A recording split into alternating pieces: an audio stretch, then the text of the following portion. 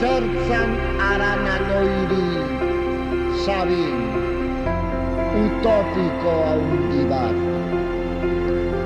Utopikoak egiten diote munduari aurrera arazi. Zuek utopikoak ekarriko duzute Euskadiko askatasuna!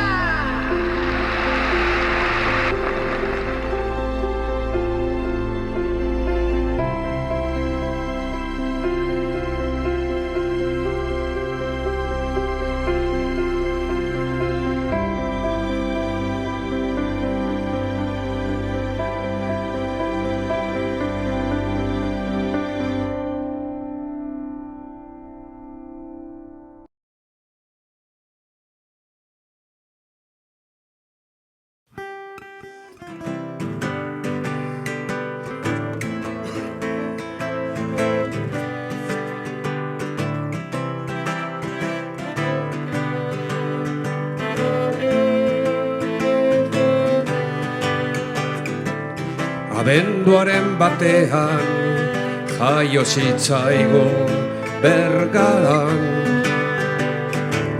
telesforo lasota familia ospetsu batean. Hastapenetikan abertzaletasunan zinegotzi diputatu Gipuzkoaren izenean, ta gerra zizenean sartu zen Eusko Jaurlaritzan. Mexikora urrundik idatzi zuen bertan, Euskal Herri mina zeukalako bere bihotzean. Ta gudarien egina liburua egitean, abertzaletasuna erakuts nahi zigun horri horietan. Ta jada kantu gari egozten bere lapikoan.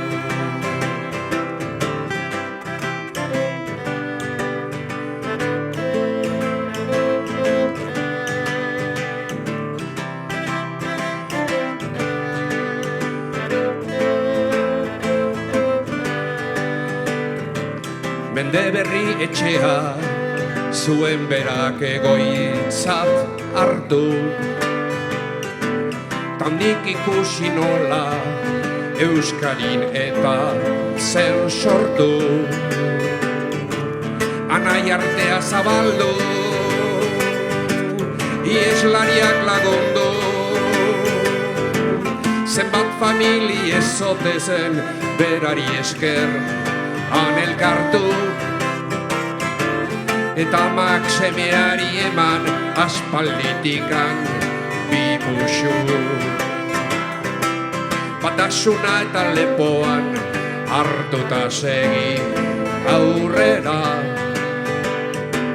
bai euskarari eta itziarren semea. Ederra herriak bere kantuak abestea, ederra herri batasuna sortzeko Altsasuko mailan jartzea.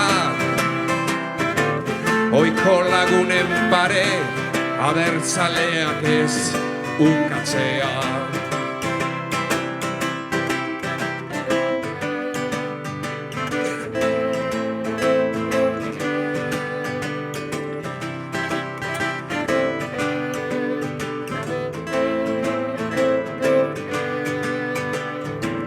Telesforo montzon inork ez du sekulan ahaztuko,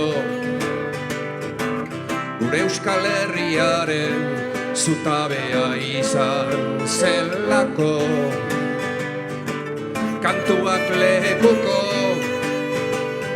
makila oroimeneko, bere herriak fundazio merexitua egin baitio,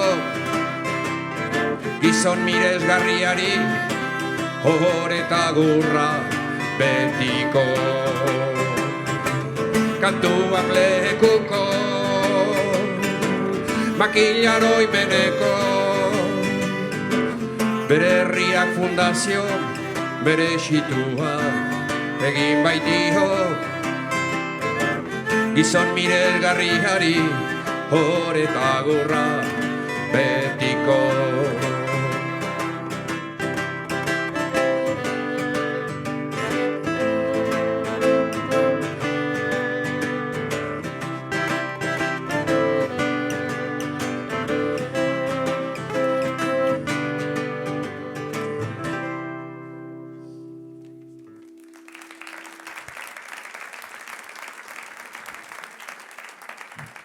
Arratsalde on denei beraz, ikusi duzue Telesforoi egindako kantu horrek nola bere bizi guzia hartzen duen. Eta bigarren kantua izango da berak, 20 urte edo 19 urte nituenean, bere etxean, Donian Eloitzuneko etxean, orduan kantatzen hasi nintzen eta eman zidan kantua, Batasuna deitzen dena.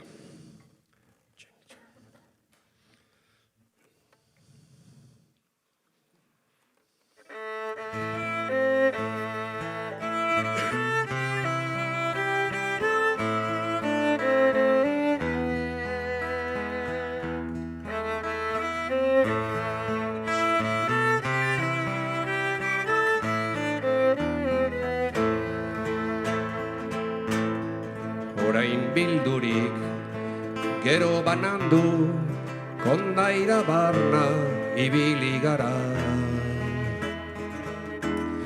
Naparra gandik, ginen laskatu, amildu ginen denok batera. Haurtxo batekin, bi andre ziren, juiariaren aurrera etorri. Bakotxak zion, bere seme izan, tarek egia behar igarri. Erdibiturik hartu zazote, bakotxak umearen zati. Bi handrak gauza bera entzun zuten, ta egizko hamak egin karrasi.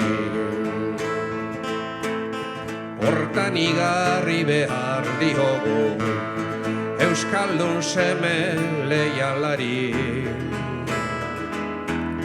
Azkar egingo du harek oiu, zatitu nahi badiote Euskadi. Orain bildurik, gero banandu, kondaira barnan ibili gara. Naparra gandik, ginen laskatu, amildu ginen denok batera. Haurtxo batekin, bi andre ziren, juiariaren aurrera etorri. Bakotxak zion, bere seme izan, tarek egia behar igarri. Erdibiturik hartu zazote, bakotxak umearen zati. Bi handra gauza bera entzun zuten, ta egizko hamak egin karrasi. Hortan igarri behar diogu, Euskaldun seme leialari. Azkar egingo du harek oiu, zatitu nahi badiote Euskadi.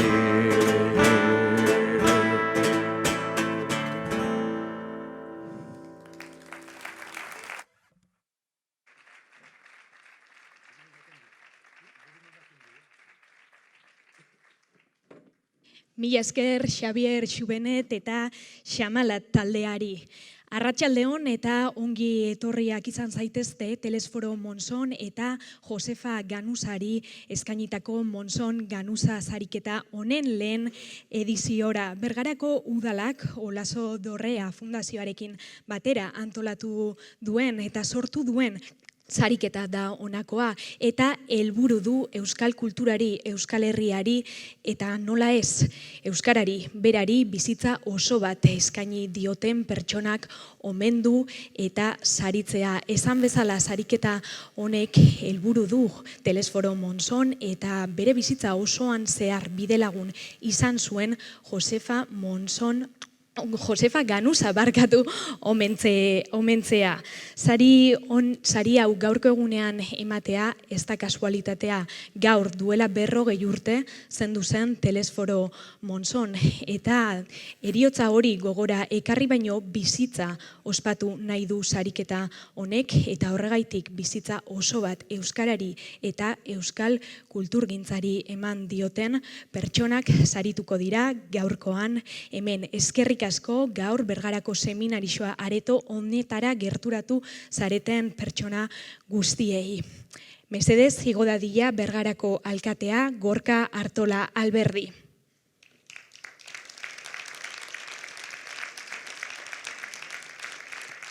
Zuk duzu hitza, Gorka.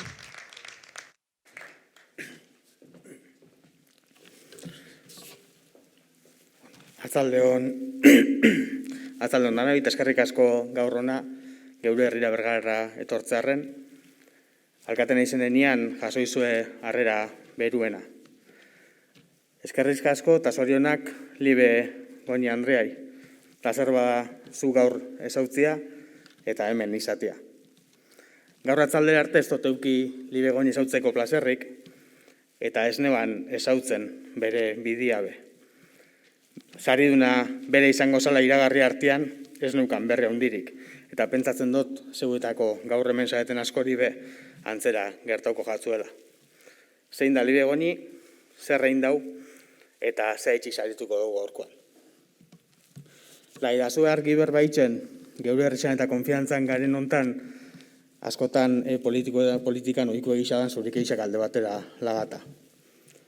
Azken urtietan liderretaz berbaitzen da asko, kresisak kudeatzeko lidergotzaz, izan politikan, kirolian edo gure gizartian beste arlo eremu askotan moduan. Eta lidergotza gehienetan, boteriarekin, erabakisekin, agintia edo eragin gaitasunakin lotu izan dugu, eta sarritxan, gehiagitzen segura asko, gizonezkoak ordezkatu izan dabe edo ordezkatu izan dugu lidergotza hori.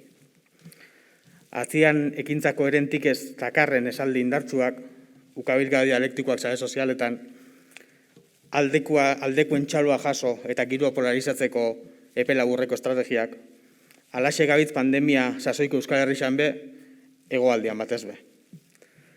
Norbaitzen jarduna, bizimoldia edo pentsakeria eredutzat ditugulako saritzen dugula pentsau nahi dut, eta usto Libe Goni horren adibide dala. Berbain ginke ikastolen sorreraz, euskal hezkuntzaz, edo euskaran bueltan egindako lan guztiaz.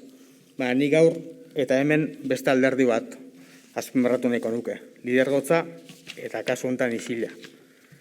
Lidergotza isil hori parafernalia barik eguneroko lania oinarritzen dana. Gustau Jalibek kaseta egunkari digitala egindako elkarrezketan aipatzen duzun pasartea. Argitxu Noblia eta Lazaro Arandian jangelan hasi zinuen bide aura eta haren inguruko ekin aldixa.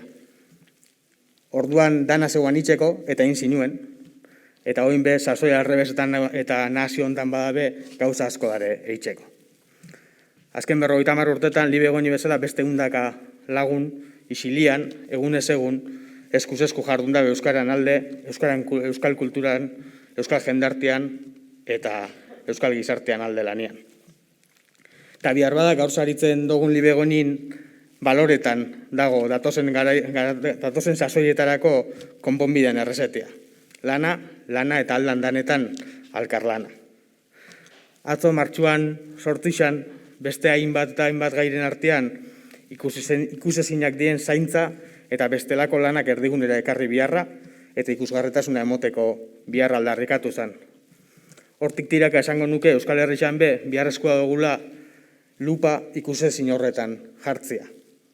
Egunero, nekiai, asperdurai edo etxipenai gain hartuz, txindurri lanetan jarduten daben horrek, beste libegoni asko delako hala dabiltzenak eta. Lidergote isil hori, koherentziaz eta arduraz praktikara eruanaz. Titularra palauaz, zara eta gutxi hauenaz, baldintzarik makurrenetan borondatez dihar dutenak. Eta gaur, hemendik arretasun barik eta humiltasun osoz, baina gure herrera etorri zaretela aprobetxauta, libegonien lidergote isil horren aldarrikepen batin nahiko nuke, balore horrek erregintzara eta alderrita erakundin arteko elkarlanera ekartzeko proposamena luzatuaz. Libegoni Andrenua, badaukagun nondik ikasi, badakigun nondik jarraitzu behar dugun, beste garail zail askotan egin zinuen bezala. Nere zorion eta esker bereruna, zeuri.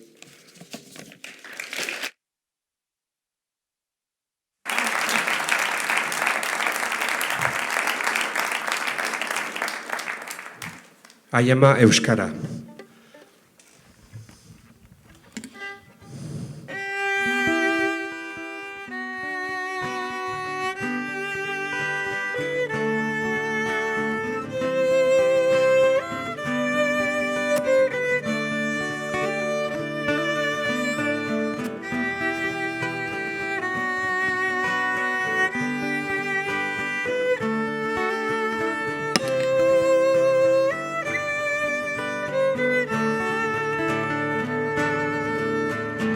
Zain ederra den euskera, arbasoek utzita. Zain ederra den izkera, uretatik jalgia. Mendietatik etorria, errekatik behera. Urri hauzia laia bala, itxasora doana.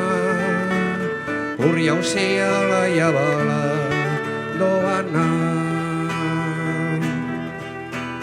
Ai ama, ez oto joan galtzera, agortzeko etzinen sortu maitia. Ai ama, ez galdu beriala, hizkuntza baten patua ez da galtzea. Zain ederra den euskera, arbasoek utzita. Zain ederra den izkera, uretatik jalgia. Mendietatik etorria, errekatik behera. Urri hauzia laia bala, itxasora doana. Urri hauzia laia bala doana. Ai ama, zabala hoetara, eta zaite batzuetatik bestetara. Ai ama, isuri izaitetara, euskaldunok eramango bizi osora. Zain ederra den euskera, arbasoek utzita. Zain ederra den izkera, uretatik jalgia.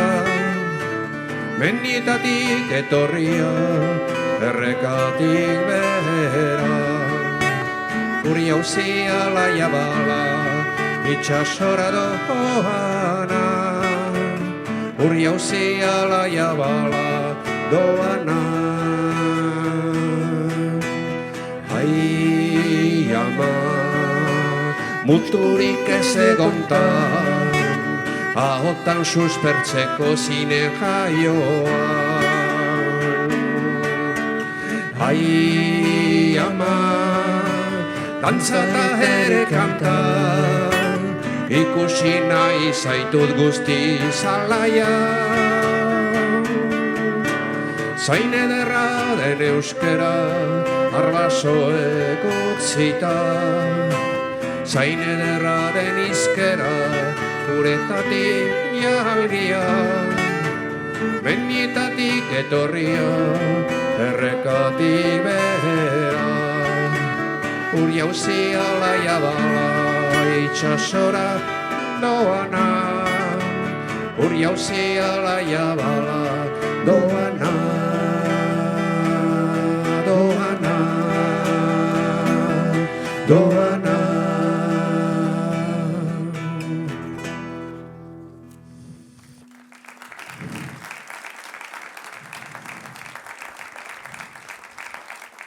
Eta azken kantu hau, Libek eta beste Andereñoak eta beste Euskara maite duten guziek, Euskaraz mintzatzen eta Euskara irakasten eta Euskara berpisten,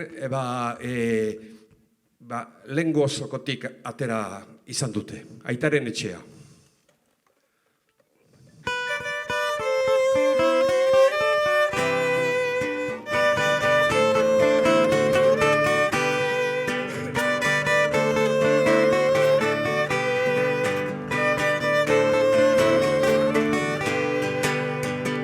Nere aitaren etxeak iraungo duela zutik, baietz baitzion arestik. Balitekela dionik, zimentu berriak eginik, euskaraz mintzaturik. Nere aitaren etxeak iraungo duela zutik, baietz baitzion arestik. Balitekela dionik, zimentu berriak eginik, euskaraz mintzaturik.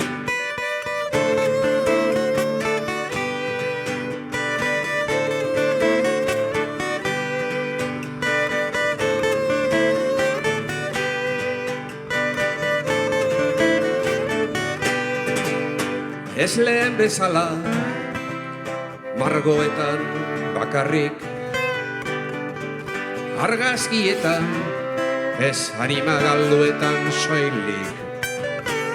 Ez da askazigaberik, leioak itxirik, giltzaturik, barruan inor bizirik. Orain baitirude, iselek, ustorek, galdorek, saldorek, itxerek, harima eskasik, sasiturik, zelataturik, lentzegon bizi gaberik.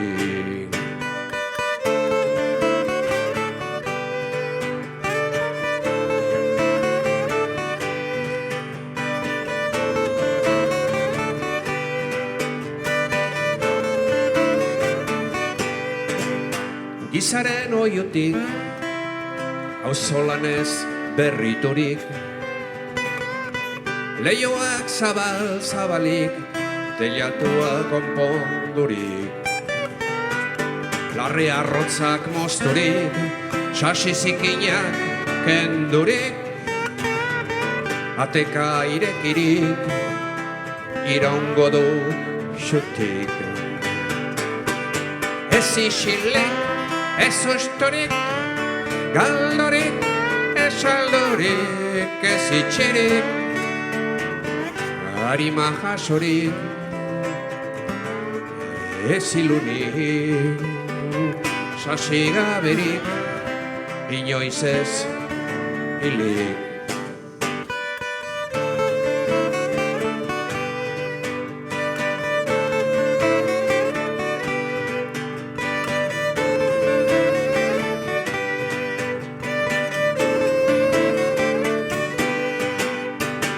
Nere aitaren etxeak iraungo duela zutik, baietz baitzeio arestik.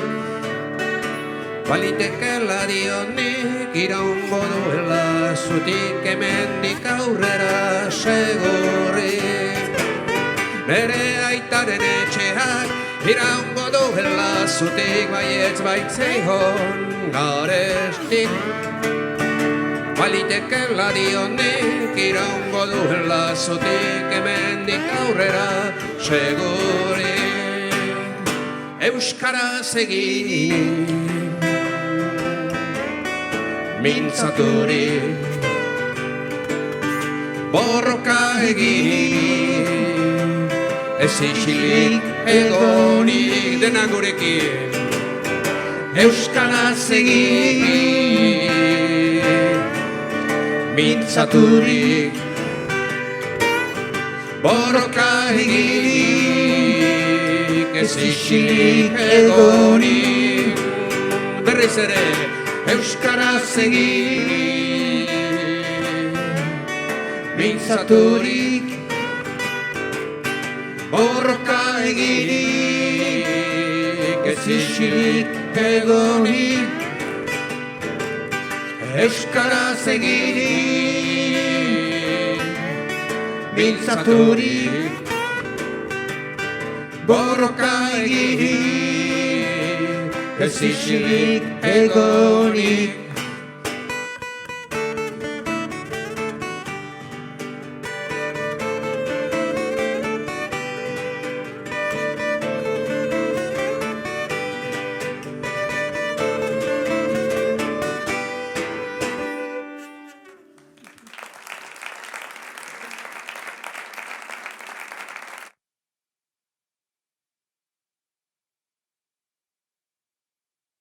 Ekitaldi honen unerik garrantzitsuenera iritsi da Libe Goñik saria jasotzeko unea. Horretarako eta sariaz eta sarituaz hitz egiteko gurekin dugu Iratxe Esnaola Arribillaga, Olaso Dorrea Fundaziotik. Mesedez Iratxe, igo.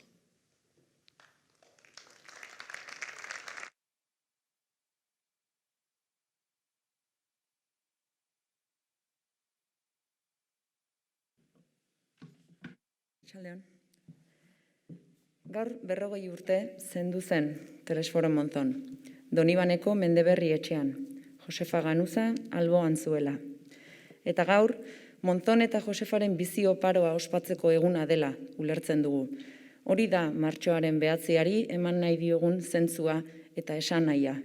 Euskal Herriari, bere lurralde guztiei, euskal kultura zein hizkuntzari eskainitako bizi oparoa izan dutenen eguna izatean nahiko genuke. Eta horregatik gaur, Olaso Dorrea Fundazioak eta Bergarako udalak sorturiko Monzon Ganuza sariaren bidez, Telesforo eta Josefak gure herriari, kulturari eta hizkuntzari eskainitako bizitza oparoak ospatuko ditugu. Hori gainera, bizitzan zehar eskaintza hau egin dutenekin batera egin nahi dugu. Telesforok utopiko deitzen zien horiekin. Telesforok eta Josefak bezala, bihotz betez gure herriaren alde lanean aritu diren euskal utopikoekin. Eta hori guztia noski, Telesforo eta Josefaren bizitza gidatu zuten baloreetatik abiatuta egin nahi dugu. Euskal Herria, euskara eta euskal kulturarekiko konpromisoa eta bide horretan batasun eta elkarlanaren ezinbestekotasuna oinarritzat hartuz. Balore horiek gogoan, dakizuen bezala, 40. urteurren hau Libe Goñik Garaterekin ospatuko dugu gaur. Lehen Monzon Ganuza saria emanez, Euskal Herriari bere hizkuntza, kultura, historia eta etorkizunari bizitza osoko lana eskaini diolako. Liberen bizitza euskarari eskainitako bizitza da. Ikastolek euskara salbatuko zutela sinetsita, Euskal Herriko aurrek euskarazko eskoletan, ikastoletan, hazi eta ezteko utopia egi bihurtzea posible egin duen belaunaldi miresgarri baten ordezkaria da Libe. Igo mesedez, Libe.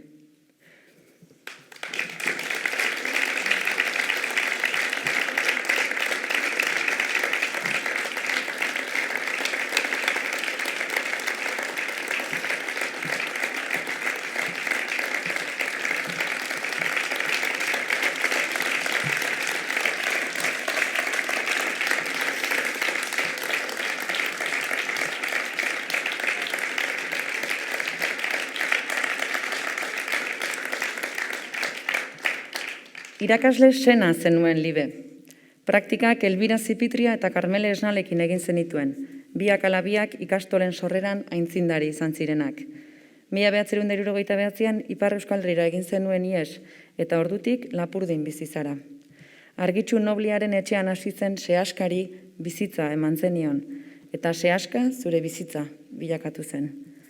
Euskararekiko konpromisoak eta elkartasunak mugituta, zuk Libe elkarlanean jarritako haziak ezinbestekoak izan dira etorkizuneko ikastolen loreak sortu eta bizirik mantentzeko.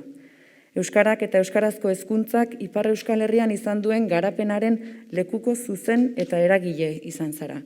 Eta lan hori guztia aitortu nahi dizugu gaur. Euskara, euskal hezkuntza eta euskal kulturari bizitza eman izana. Eskerrik asko, bihotz Libe. Lehen Monzon Ganuza sariaren sariduna ezagutzen dugu, baina beste ertza oraindik ez.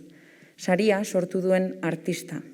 Dakizuenez, saria simbolikoa da, obra artistiko bat, eta obraren diseinua artista berri baten esku geratuko da urtero.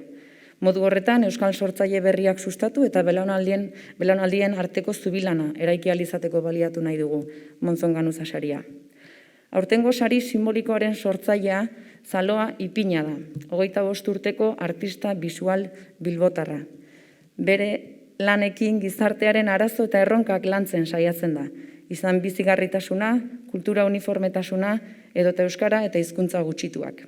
Eta arazo eta erronka horiek plastika poetiko batetara eramaten ditu, beti ere ikuspegi pertsonal eta aktibotik abiatuta. Egia esan, plazer bat da, gure lehen Monzon Ganuza sariaren sortzailea zu izatea. Zaloa, igo mesedez, eta zurea da hitza.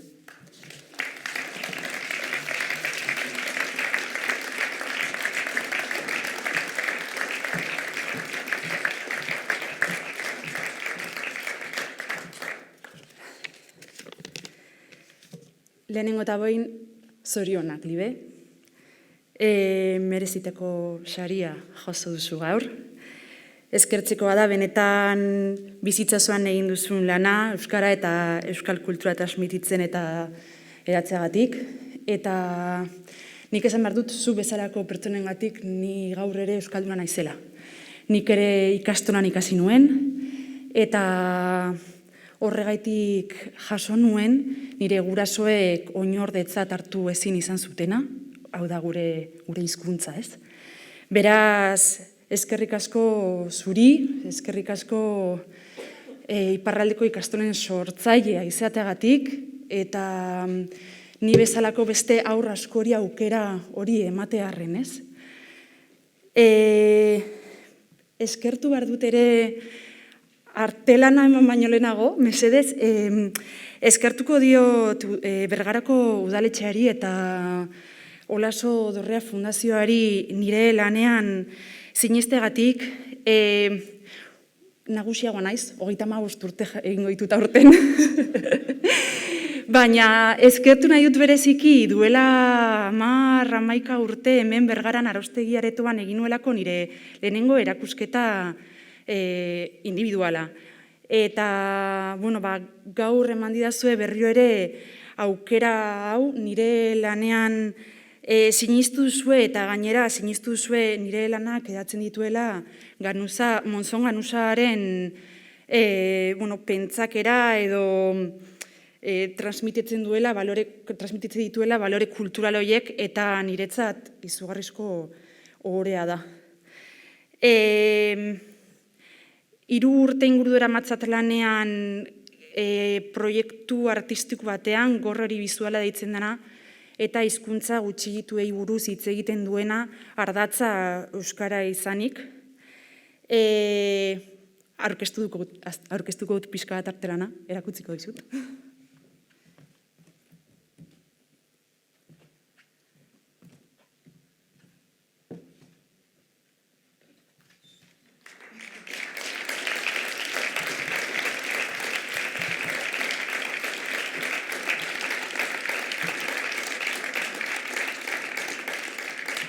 Artelan hau amnesia kolektiboa du izena. Anillo eskolar artelanaren moldaketa bat da. Suposatzen dut badakizuela zer den eskola erastuna zigor hau. Munduan zehar erabili izan dena eta euskararen kontra Euskal Herri osoan erabili izan dena, bai erastunarekin edo beste objektu batekin, eskoletan umeek gure hizkuntza edo hizkuntza propioa ahaztarazteko egin izan dena, eta egiten dena gaur egun. Ez da bakarrik hemen egin, munduan jarraitzen da egiten, Tibeten adibidez oraindik ere egiten da.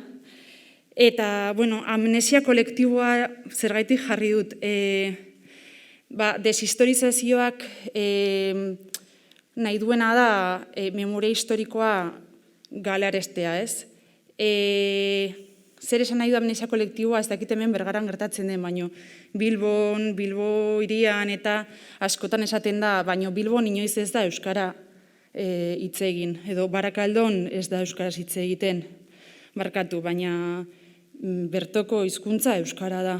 Eta behar bada zure ingurune horretan ez da euskara ikasi, baino atzera jo egin behar da eta ikusi zergatik gaur dugun egoera, bai alde historikoki, bai soziolinguistikoki, ez? Eta hori da amnesia kolektiboa, ez? Asko egin da hizkuntza hau galarazteko eta ez da lortu. Eta bukatzeko, esan nahi nuen Manuel Maria idazle galegoaren esaldi bat, galegos. O idioma non é exclusivamente noso, pertece aos devanceiros e aos que nos sucedan. Nos únicamente recibimos a lingua en su fruto e temos a obriga de conservala e mellorala. Eta nik uste dut Libek ezin hobeto egin duela hau. Zorionak, Libe.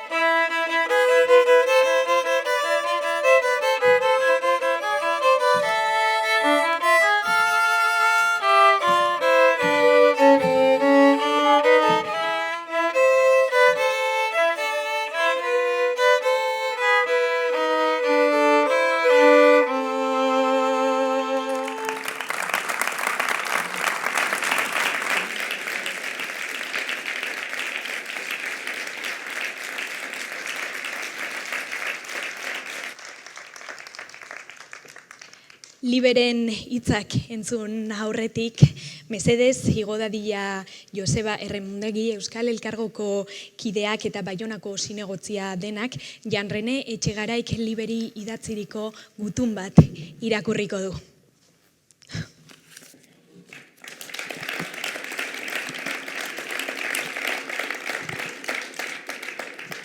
Atxaldeon eta lehenik zorionak, goresmenak, Libe.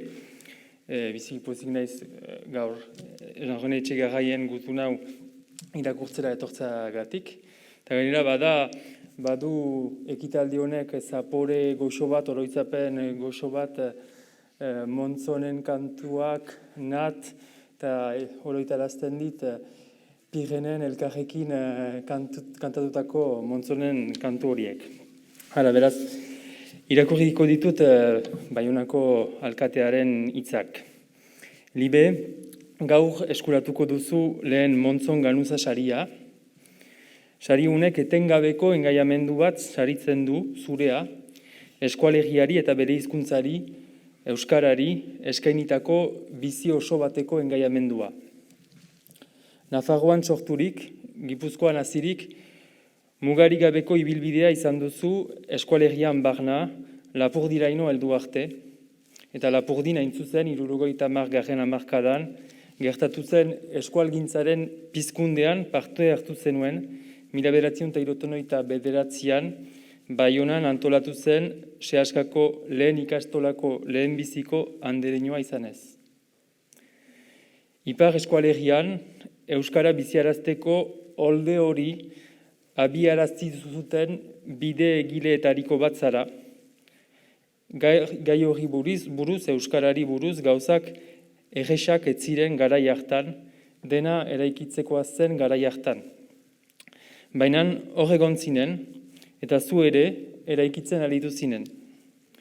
Indar ekintzaile horrekin, zurea den tema horrekin, eta etorkizunaren baitan duzun fede kartsu horrekin, lortu zenuten eta lortu zenuen Ipar Euskal Herriko gizartean euskararen aldeko kontzientzia baten sogaraztea eta loratzea. Dinamika hori haziz joan zen 80. hamarkadan, orduan hasi baitziren Ipar Euskal Herrian erakundeak gai hori eskutan hartzen. Eta gaur egun, gauzak aintzina doazela, oroitu behar dugu euskalgintzatik eta zu bezalako herritarretatik abiatu zela mugimendu hori, eta horretaz zordun gaitutzu. Hola, Baionako hiria ohoratua da Baionar batek bere engaiamenduagatik lehenbiziko Montzon Ganuza sari hori eskuratzeaz, eta horregatik argitzazu ene goresmenik zintzoenak. Hitz horiek ez dira doakoak. Erantzukizuna agintzen digute. Herritar gisa, hiri gisa, elkargo gisa, lekuko hartzeko eta aintzina eramateko zure ekintzan ezarri duzun eta ezartzen duzun indar berarekin. Erantzukizuna ematen digute, lan egiteko Baionan euskara suspertu dadin. Gure hirian duela 52 urte, Seaskako lehen ikastola sortu eta gero, gauzak aintzina joan badira ere, oraindik anitz badugu egiteko, gure hizkuntza salbatzeko eta bizirik atxikitzeko. Zor diegu euskararen alde borrokatu zirenei, zor diegu egunero euskararen alde borrokatzen direnei eta zor diegu ere bihar lekukoa hartuko dutenei. Zor dizugu, eginen dugu, hitza ematen dizugu, zorionak libe bihotz-bihotzetik.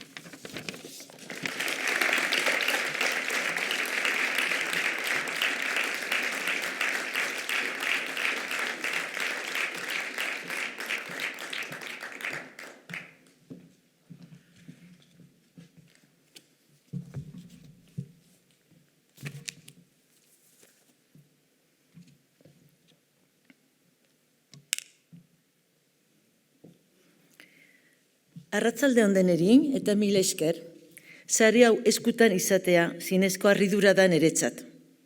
Eta egia esan lehen harridura pasata posta handiarekin onartzen dutela. Esan nahi dizuet, sari ematen zidatela deitu nindutelarik, oroitzapen hainitz azaleratu baizizizkidan. Otsailaren lehen egunetan, telefona dei batek benetan harrituta eta txundituta utzi ninduen. Urko izeneko gazte bat nuen ariaren bestaldean.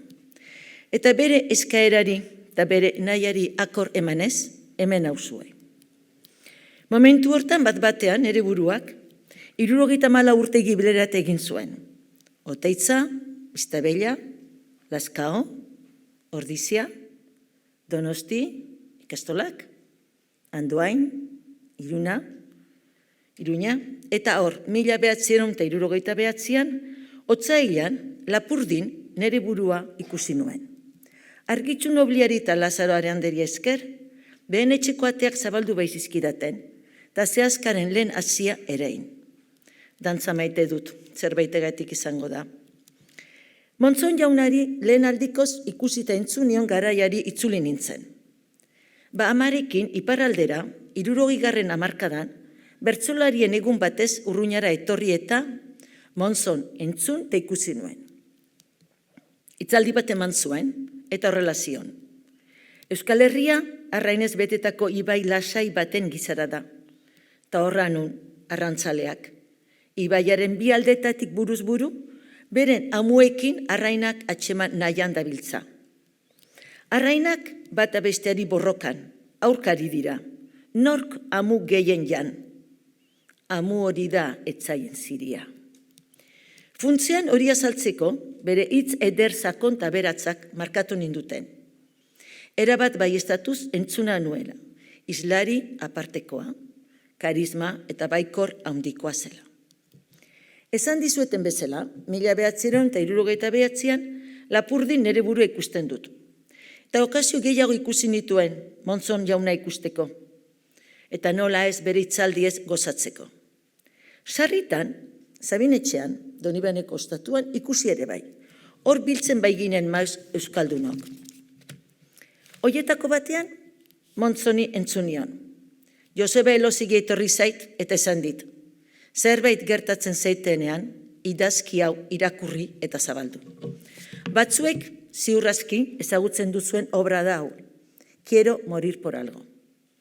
Joseba Elozigi 1970an, irailaren 18an, Donostiko Anoetan, frontoian, bere buruari su eman zion. Gora Euskadi askatuta, esanaz. Frankoren begietan, Gernikako sua oroitu nahi baizion. Bere eriotzari arrazoi bat emanaz, quiero morir por algo. Bizirik atera zen garai hartan. Etxemendik eta Larraldek egindako katu famatua gertakariari buruz, Euskal Herriko soko guztietara barraiatua izan zen. Liburua hor nuen apaletan, eta irakurketari eman diot. Harritua naiz zer memoria selektiboa dugun bizian. Gauzak ahazten ditugu edo ahantziana egiten dugu. Azkidu norbaitek edo zerbaitek errautsak astintzea, eta pentsatu nahi ez dugun errealitate bortitza berriz azalaratzen zaigu. Horrei deitzen diot kontzientzia hartzea, eta gehienetan mingarria da, ez bai da sendatua. Joseba Elozegik bere bizipenak idatzi zituen, eta gazteiri irakurtzea aholkatzen diet beste liburuen artetik. Gure herriaren zorigaitzari buruz ideia txiki bat izan dezaten. Ez da bakarrik azken 50 urte gertatu direnak jakin ditzaten. Baizik eta lehengokoak ere, gure herria eta historioa zaharrago baita. Euriteaiek horrelako lokatza ekarri zuten. Uztailean, 1969ko urtean, Seaska, Frantziko administrazioaren barnea legeztatu izan zen. Geroztik, Ipar Euskal Herria zorionez iratzarri da, eta ekintzaini sortu dira. Kastolak nunai, kolegioak, lizeoak, eskolak elebidunak, akea, aeka, bertsolariak, lurzaindia, eta momentu hontan pakegileak. Ikastoletako burazoak, iparraldean, iraultza handi bat egin zuten, eta egiten dute, eta eginen dute. Lokartua zegoen euskal zena iratzarriz eta eraiten. Benetan orain dela 50 urte utopia hutsa izan zena, orain hor da. Zer lorpena, hizkuntza arriskuan bada ere, salbatzen ari gira edo hori sinetzen nahi dugu. Kultura zabaldu da, musika, dantza, bestak, gure sinesmen zaharren pertsonaiak, Sentilak, Olentzero, Mari, Lamina, Tartaro, Galtzagorriak, Artza, Inauteriak, Libertemendua, postekoa zinez. Euskaldunen arnazgune batzu ditugu. Aktualitateei buruz ere aipatu nahiko nuke. Naita ez gure herria gaur ere, bizi arauteko borrokak, borroka ezberdinak eramaten ari da. Nola ez aipa pakegileak. Sekulako lana ematen ari diren bitartean, hor ditugu betiko gobernuak oztopoak ezartzen. Mugak egiten beti bezala, 8 tokietan. Baigorriko herritxipian adibidez momentu hontan, 75 militar dabiltza muga egiten. Euskal Herritarrak kanporatzen dituzte, oier oa besteak beste. Oraindik jendea kartzelatzen eta epaitzen dute, Mikel Barrios eta Josu Urretikoetxea bezala. Oraindik jendeak kartzelan atxikitzen dute. Hainbat izan eman ditzazket. Hau da nere galdera. Pakea alde bakarrikoa baizik izan ote daiteke. Gure herria aberatsa eta indartsua da, Fenisa bezala, bere errautzetatik berpisten dakiela badakigu. Horregatik gaur, atzo baino gehiago, Telesforo Monzon eta Josefa Ganuzaren bezalako pertsonen lana oroitarazi behar dugu, eta eredu gisa hartu behar ditugu itxaropenez. Gazteak mobiliztzen dira, elkartzen dira, eta lanean ari dira. Gure Euskal Herria osatzen duten arlo guztietan, esparru guztietan, ekiten dabiltza. Guri da, bai zaharrenei, gure garaia markatu duten personalitate eta ekintzen berri ematea. Bururatzeko irakurriko dizuet Joseba Orkerena Barandiaranek azken liburutik idatzi dituen lerro batzuk itxaropenez beteta baitira.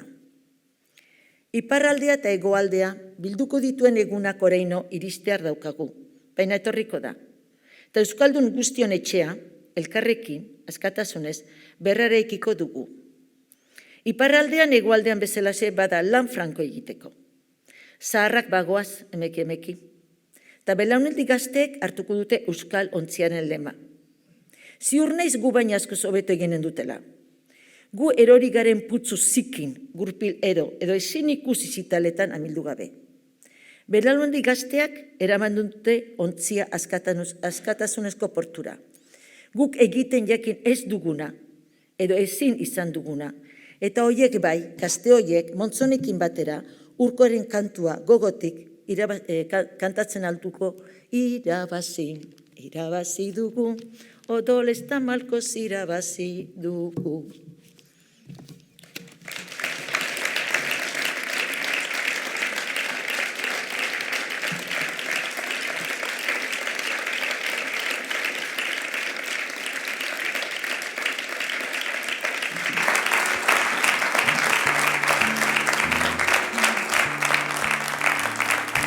Hauen denen artean, abesteko Euskara plazara dantzara Peio Hospital gurekin.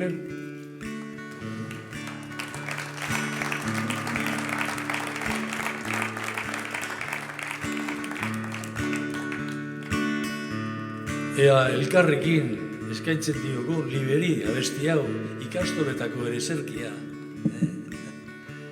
Ez dugu gehiegi probatu orduan zuen laguntza behar dugu kantatzeko. Plazara, Euskara plazara, Euskaldun irakasle eta ikasleok dantzara, plazara, dantzara, geure herriaren geroa baigara. Plazara, Euskara plazara, Euskaldun irakasle eta ikasleok dantzara, plazara, dantzara, geure herriaren geroa baigara. Bai, arrebata nahi, guk ere herri bat izan nahi, geure lurrak laiatuz eta irauliz, Uda berriko emaitzaren zai, herri jakintza nahi dugu. Eta jakintza herriaren zat nahi. Plazara, Euskara, plazara, Euskaldun irakasle eta ikasleok dantzara, plazara, dantzara, geure herriaren geroa baigara. Ez erderarik ez, Euskadin sortu ginean ez, denok Euskara bakar bat nahi dugu, bizi giro eta jantza bidez, mundu berri bat nahi dugu. Herri bakoitzak beretik emanez, plazara, Euskara, plazara, Euskaldun irakasle eta ikasleok dantzara, plazara, dantzara, geure herriaren geroa baigara. Plazara, euskara, plazara, Euskaldun irakasle eta ikasleok dantzara, plazara, dantzara, geure herriaren geroa baigara.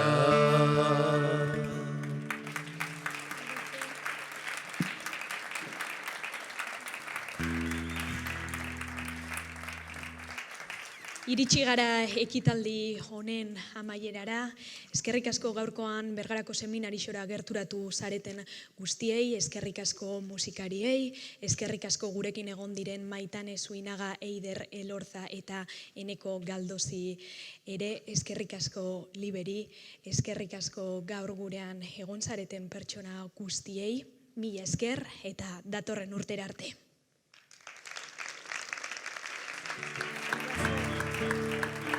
Bailarai,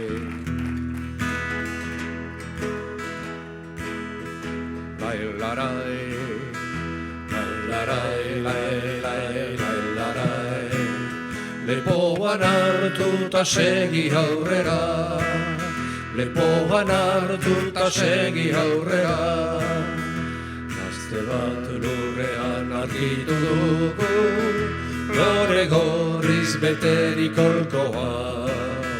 Burdinen arterik iesirator, Euskal gazteriaren oioa.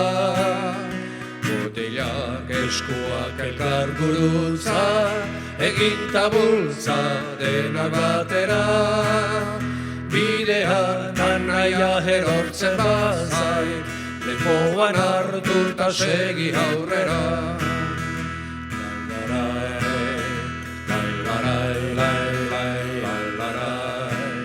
Lepoan hartuta segi aurrera, lepoan hartuta segi aurrera.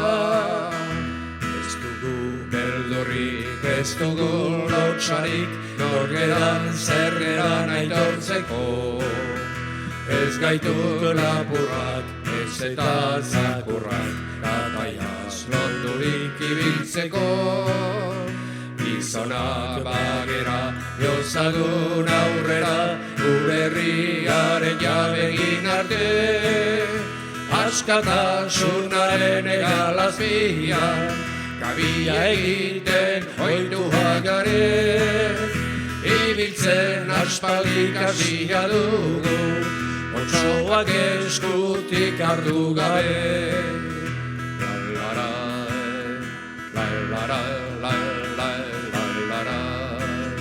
Lepoan hartuta segi aurrera, lepoan hartuta segi aurrera.